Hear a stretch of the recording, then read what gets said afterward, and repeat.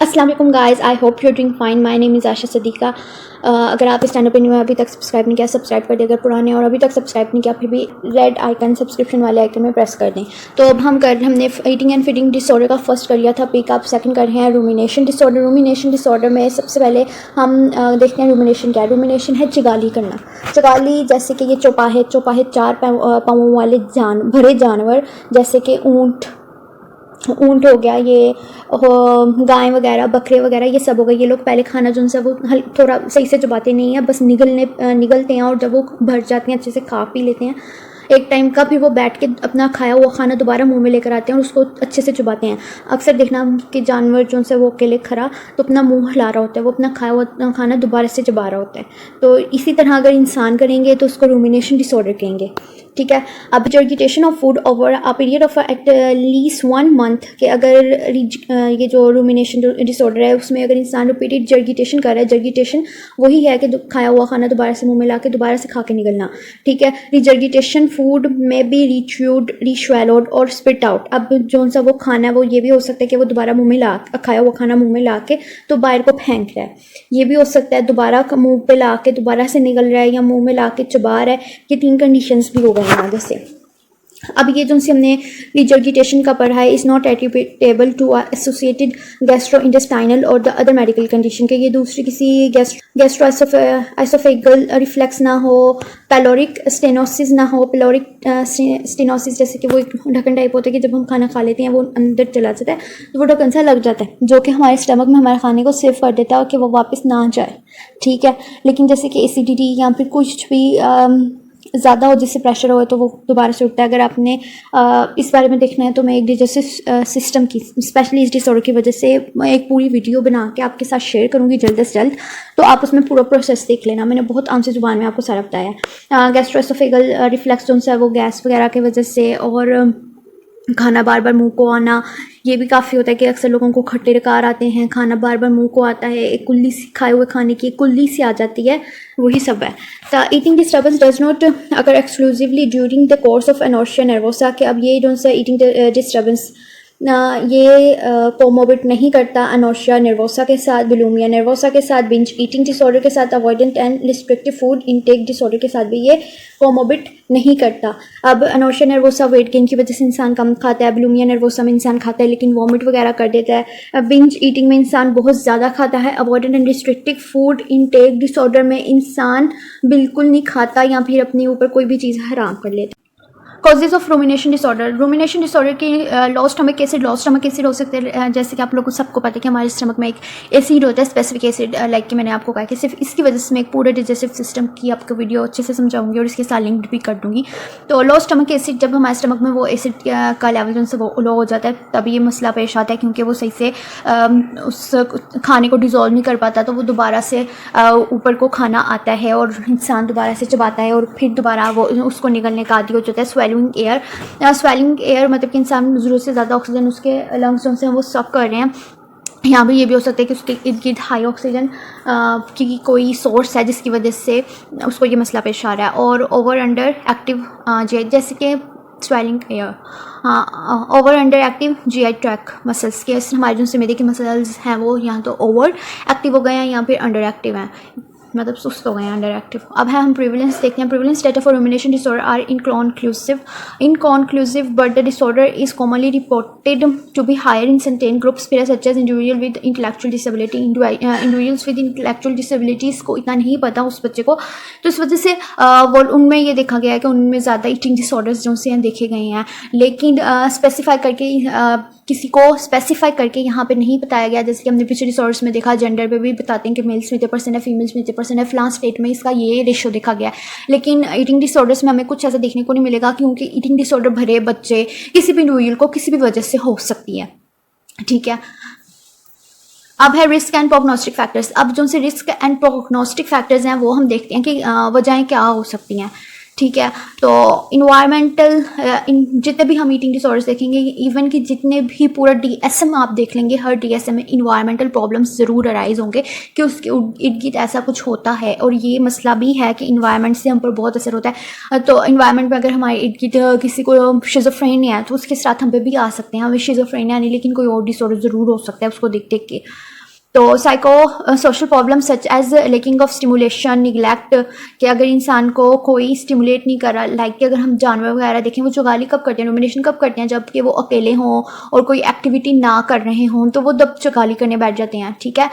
तो इसी तरह जब एक बच्चे को कोई स्टिमुलेट ना किया जाए, कोई एक्टिविटी ना कर रहा हो, वो बस फारिग बैठा हो या लेटा रहे और कुछ ऐसे ही करे, या उसको निगलेक्ट किया जाए, या फिर कोई स्ट्रेसफुल लाइफ सिचुएशंस और प्रॉब्लम्स उसको फेस करनी पड़ रही हो, या फिर पेरेंट चाइल्ड जो सा रिलेशनशिप है वो कोई इतना अच्छा ना हो, या फिर मैं भी अपने उसके पेरेंट्स में से किसी को ये आदत थी और उसको ये आदत हो गई है, फिर पेरेंट चाइल्ड रिलेशनशिप में भी pre disposing factor infants and young children. अब है गैस्ट्रो इंटेस्टाइनल कंडीशंस को हम देखेंगे कि कहीं उसके मैदे में गैस वगैरह तो नहीं, क्योंकि अक्सर क्या होता है कि अगर स्टमक सही से काम ना कर रहा हो, कोई गैस्ट्रो इंटेस्टाइनल में मसला हो जाए, जैसे कि पेट में कोई गैस वगैरह हो जाए, तो फिर भी ये देखने की कंडीशंस समझ आती हैं। और उसके अलावा इसको अनोर्शिया नर्वोसा और बुलिमिया नर्वोसा के साथ भी डिफरेंशिएट डायग्नोस करेंगे। बुलिमिया नर्वोसा जैसे कि मैंने आपको पहले भी बताया कि ये जो है ये है कि इंसान वेट लॉस के डर से खाता है, खाने के बाद फिर वो वॉमिट कर देता है, और इसके भी काफ़ी साइड इफ़ेक्ट्स हैं। ठीक है। और नॉर्शिया नर्वोसा जो है वो है कि इंसान वेट गेन के डर से खाता ही नहीं है, इसके भी काफ़ी साइड इफ़ेक्ट्स हैं, और ये दोनों हेल्थ में बहुत बैडली इफेक्ट करते हैं। ईटिंग डिसऑर्डर्स का ये भी है कि ये हमारी हेल्थ पे डायरेक्टली इफेक्ट करते हैं और बहुत बुरे इफेक्ट करते हैं। तो इस वजह से इनको ज़्यादा मेडिकली भी ट्रीट किया जाता है, साइकोलॉजी सिर्फ साथ में एक सेशन रखा जाता है ताकि इंसान की हेल्थ जो से वो बेटर हो सके और वो रिमिशन की तरफ ना जाए, इसलिए साइकोलॉजिकल हेल्थ जो से वो उसके साथ साथ ही कंसीडर की जाती है। आई होप कि आपको अच्छे से समझ आया हो, और अगर आपको कुछ समझ नहीं आया तो आप कमेंट कर दीजिए यहाँ पे, जैसे कि आप करते हैं, आप इंस्टा पे डायरेक्ट ही कम्युनिकेट कर लीजिए, जो कि आपको विद इन द सेकंड्स आपको रिप्लाइज भी मिल जाए। ठीक है। आगे अल्लाह हाफिज़, टेक केयर। अब हम नेक्स्ट ईटिंग डिसऑर्डर के साथ मिलेंगे। अब जो से हम देखते हैं कि ये किन डिसऑर्डर्स के साथ कॉमोबिट करता है। तो कॉमोबिडिटी में रिजर्जिटेशन जो है एसोसिएटेड विद रूमिनेशन, फिर can occur congruent medical conditions और अनदर मेंटल डिसऑर्डर्स के हम उसके दूसरे मेंटल डिसऑर्डर्स को भी कंसीडर करेंगे कि कहीं उसको दूसरे मेंटल डिसऑर्डर की वजह से तो ये एक्टिव नहीं होता, कि अक्सर बुलिमिया नर्वोसा जो है वो एंजाइटी डिसऑर्डर के साथ भी देखी गई है। तो हम वही देखेंगे, जनरलाइज एंजाइटी डिसऑर्डर के साथ रिजर्जिटेशन बहुत देखी गई है। जनरलाइज के अक्सर लोगों को जनरलाइज एंजाइटी में नाखून खाने की बहुत आदत होती है, और इतनी स्वेर आदत होती है कि उनकी जो सी उंगलियाँ होती हैं अक्सर उनसे खून निकलने लग जाता है। और भी मजीद अगर आपने DSM एंजाइटी डिसऑर्डर देखा है, जानते हैं, उससे वाकिफ़ हैं, तो आपको पता होगा कि कितने स्वेयर एंजाइटी अटैक्स आ सकते हैं और कितनी स्वेयर कंडीशंस हैं एंजाइटी डिसऑर्डर की। तो इसी तरह उसके साथ एंजाइटी डिसऑर्डर के साथ डिप्रेशन के साथ भी ये कॉमोबिट करती है, लेकिन इतना नहीं, क्योंकि वो डिप्रेसिव बंदा जो है वो इतना कोई खाता नहीं है। हाँ ठीक है। अब और एंजाइटी डिसऑर्डर में एंजाइटी जो है वो डायरेक्ट स्टमक को इफेक्ट करती है, कोई भी परेशानी है वो डायरेक्ट स्टमक को इफेक्ट करेगी, तो इस वजह से भी कुछ काफ़ी इफेक्ट आते हैं। When the regurgitation occurs in this context, a diagnosis of rumination disorder is appropriate only when the severity of the disturbance exceeds that routinely associated with such a condition or disorder and warrant additional clinical attention।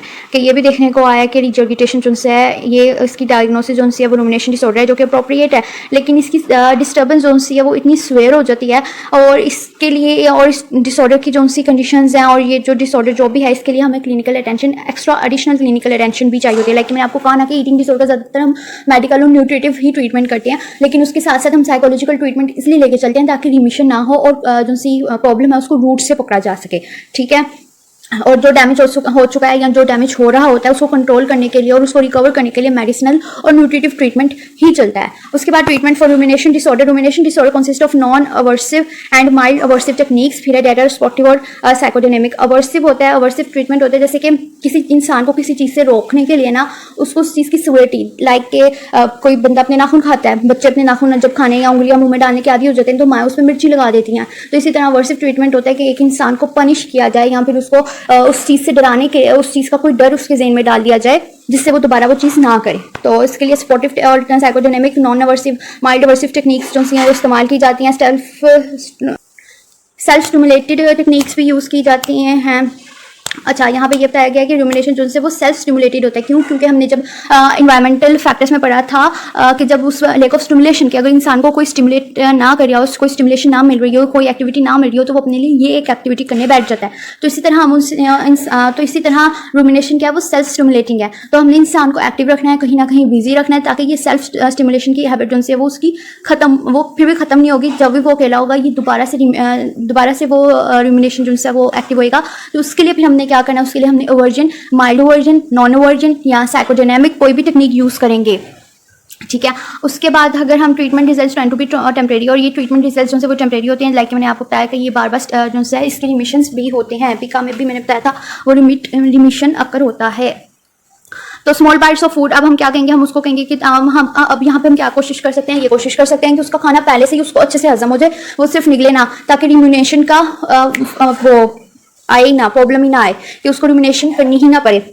ठीक है। तो वो उससे कहेंगे कि वो छोटा छोटा खाना, छोटी छोटी खाने की बाइट्स लेगा, रोटी की, चावलों की, जो भी है छोटी छोटी बाइट्स लेगा, अच्छे से उसको चबाएगा।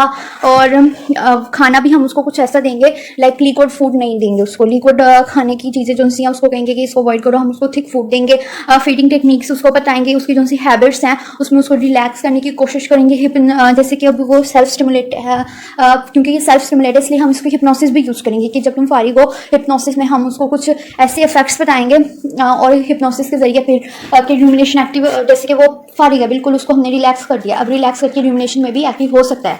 तो उसमें हम क्या करें, या फिर उसकी अगर एंजाइटी की वजह से रूमिनेशन एक्टिव होता है तो हम उस स्टेट में लेके जाके हिप्नोसिस के जरिए उस स्टेट में लेके जाके उसको कोई दूसरी एक्टिविटी दे देंगे, या फिर उसको वो चीज़ नहीं करने देंगे। इसे भी हम रोक सकते हैं। फिर बायो फीडबैक वगैरह भी, गाइडेड इमेजिनरी और वेट रिडक्शन, इन सब चीज़ों की अक्सर ये भी देखेंगे, जैसे वेट गेन होता है। वेट गेन में जो उनसे इंसान को कोई दूसरी मेडिकल कंडीशन होती है, मेडिकल कंडीशन में जैसे कि गैस्ट्रोइंटेस्टाइनल कंडीशन या फिर कोई भी दूसरी कंडीशन जो उससे राइज हो जाती है, जिसमें इंसान का खाना जो खाया उसको लगता है उसको हजम ही नहीं हो रहा। फिर हजम करने के लिए इंसान दोबारा अपने मुंह में लेके आता है खाना और दोबारा से चबाता है और दोबारा से निकलता है। ठीक है। तो हमने उसकी वेट रिडक्शन भी करनी है ताकि वेट गेन ना हो, क्योंकि 100 के अक्सर बहुत सी बीमारियाँ जो सी हैं ना, लाइक 100 में से 80% बीमारियाँ जो सी है वो वेट गेन की वजह से लग सकती हैं। Weight gain is the borderline of most of the medicines। 80 medicine कह रही हूँ, ये पढ़ के ना मेरा दिमाग हिल गया।